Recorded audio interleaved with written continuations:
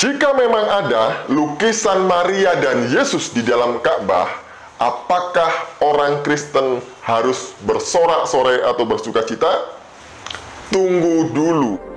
Di dalam Ka'bah itu ada foto Bunda Maryam. Tinggi artinya Akbar Makkah lil Wahidi.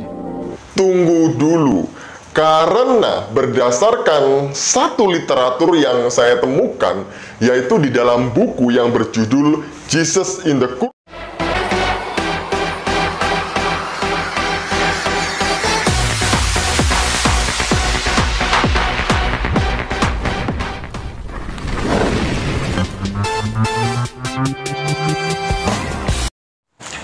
Jika memang ada lukisan Maria dan Yesus di dalam Ka'bah, apakah orang Kristen harus bersorak-sorai atau bersukacita? Tunggu dulu.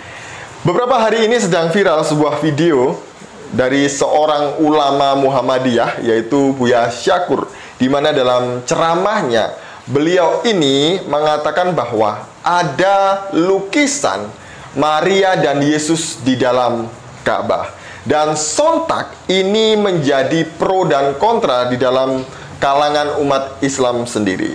Nah, benarkah ada lukisan Yesus dan Maria di dalam Ka'bah? Kalau memang ada, itu milik siapa? Itu pertanyaannya ya. Milik orang Kristen atau miliknya titik. Nanti kita akan bahas selepas kita mendengarkan pernyataan dari Buya Syakur berikut ini. Jika Nabi Muhammad itu bisa menaklukkan kota Makkah, idza jaa nasrullahi wal fathu wa ra'aita an-nasa yadkhuluna fi dinillahi afwaja fasabbih bihamdi rabbika wastaghfirhu innahu kana tawwaba. Begitu dikuasai, berhala-berhala yang ada 480 berhala itu ditumbangkan semuanya, lalu mereka masuk ke dalam Ka'bah. Di situ ada gambar Yesus, ada gambar Siti Maryam sedang menggendong Nabi Isa. Begitu mereka akan menghapus gambar Isa dengan Siti Maryam itu, kata Nabi mengatakan, gambar ini biarkan saja, jangan dihapus. Ini ada di kitab Akbar Makkah lil Wahidi. Kenapa gambar Nabi Isa tidak boleh dihapus, berhala boleh ditumbangkan? Ada apa? Ini menjadi harus kita jelaskan. Kenapa gambar Nabi Isa tidak boleh dihapus kalau berhala ditumbangkan? Jadi artinya betapa dekatnya hubungan Nabi dengan para Nasrani itu, dan pada Yahudi juga nggak ada masalah. Kalau saya dengarkan isi dari ceramahnya Buya Syakur, beliau bukan menyampaikan atas pendapatnya sendiri ya, tapi berdasarkan sebuah literatur. Jadi ada literatur yang beliau kutip. Nah, masalah menjadi pro dan kontra itu ya, itu urusan mereka sendiri. Salah satunya yang menanggapi Buya Syakur adalah Gus Mbeti. Jadi Gus Mbeti ini tidak setuju kalau ada lukisan Maria dan Yesus di dalam Ka'bah. Mari kita melihat sebentar apa yang disampaikan oleh Gus Mbeti berikut ini. Bapak ini mengatakan bahwa intinya begini, di video itu dikatakan oleh Bapak kita ini, di dalam Ka'bah itu ada foto Bunda Maryam menggendong Kanjeng Nabi Isa atau Yesus. Ya. Terus terang aku sangat tersentak. Ya, data itu diperoleh dari mana? Tetapi ada juga kejanggalan dari apa yang disampaikan. Jumlah patung yang ada itu 480 patung. Padahal selama ini yang kita tahu 360, berarti ada selisih 120 patung. Ya. Kita berbicara sejarah itu berbicara data. Seberapa data itu kuat gitu loh ya. Aku tidak mengatakan apa yang disampaikan beliau itu dengan serta-merta bahwa itu salah, tidak. Tetapi aku wait and see yang aku lakukan sangat tinggi, artinya kepercayaanku mungkin 10% atas berita itu, ya. Dari video itu disampaikan bahwa datanya itu diambil dari kitab Akbar Makkah Lil Wahidi. Seperti yang aku bilang tadi, kita berbicara sejarah itu berbicara data. Jika memang ada lukisan Maria dan Yesus di dalam Ka'bah, apakah orang Kristen harus bersorak-sorai atau bersukacita?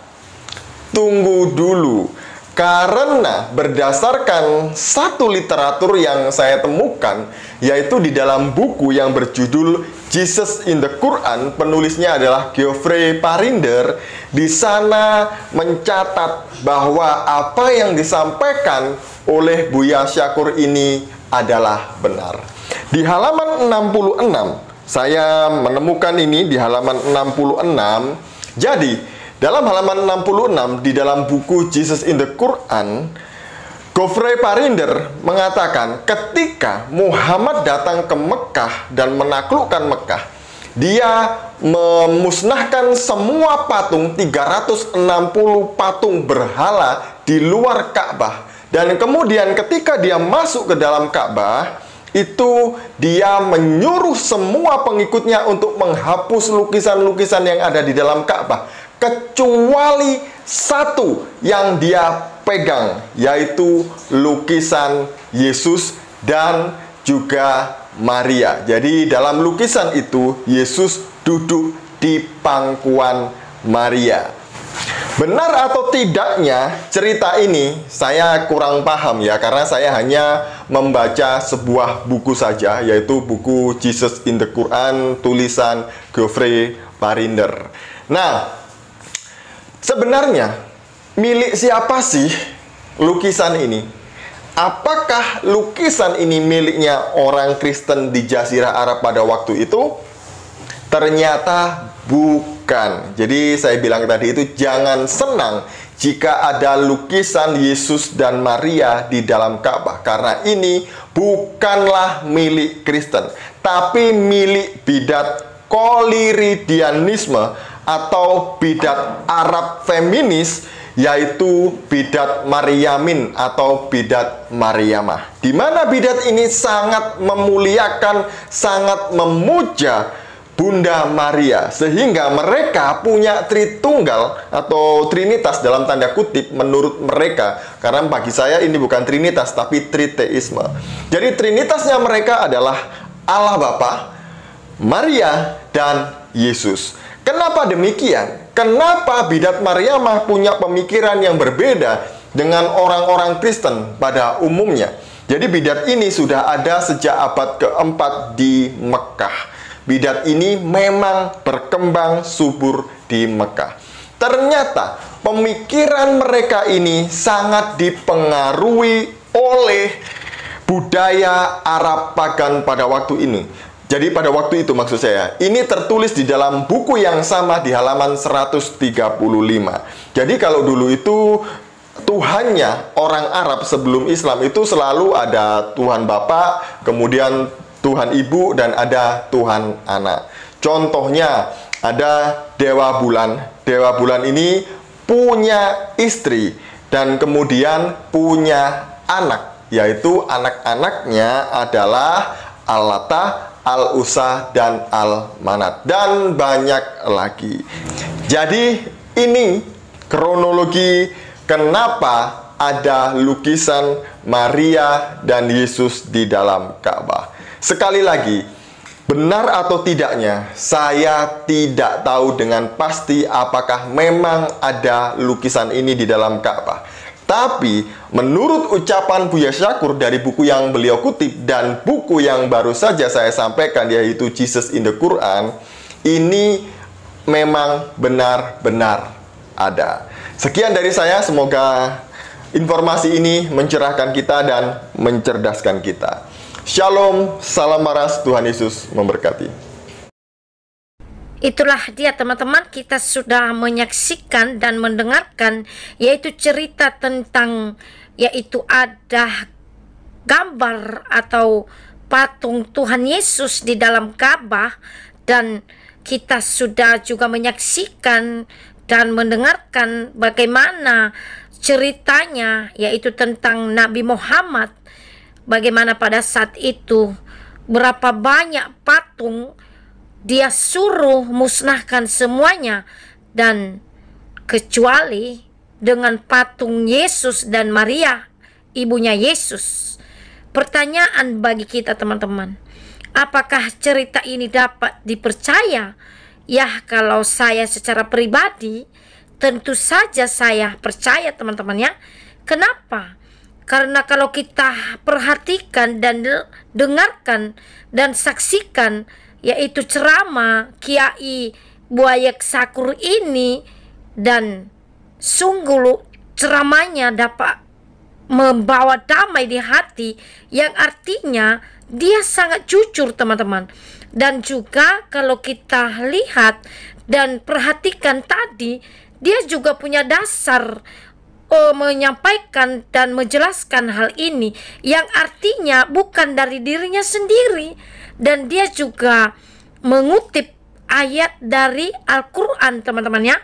Jadi di samping itu juga beliau adalah ulama ya, bukan jemaat biasa. Jadi tentu saja dia sudah berpengalaman tentang itu teman-teman ya. Jadi itu tergantung di pribadi kita masing-masing ya. Kalau teman-teman percaya ya silahkan, dan saya secara pribadi ini dapat dipercaya.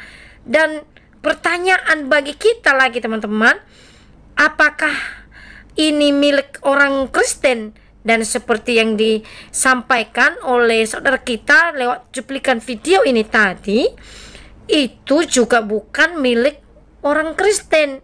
Nah, jadi teman-teman, inilah yang menjadi pertanyaan di hati kita. Karena kenapa? Kok Nabi Muhammad menyuruh semuanya patung pada saat itu harus dimusnahkan? Nah, kenapa dengan patung yang satu ini? Ini yang menjadi pertanyaan di hati saya secara pribadi teman-teman ya. Dan kalau ini memang betul terjadi, nah, jadi jawabannya sebenarnya dari saudara kita Muslim teman-teman ya. Dan saya tidak bisa menjawab secara pribadi akan hal ini teman-teman ya. Yang jelas kalau kita pikir, ya kenapa istimewa dibuat atau diperlakukan dengan Nabi Muhammad patung yang satu ini? Ada apa? Itu yang menjadi pertanyaan di hati saya secara pribadi. Kenapa saya berkata demikian teman-teman? Patung yang lain disuruh musnahkan semua ya. Tetapi patung yang satu ini kenapa mendapat keistimewaan dari Nabi Muhammad itu sendiri?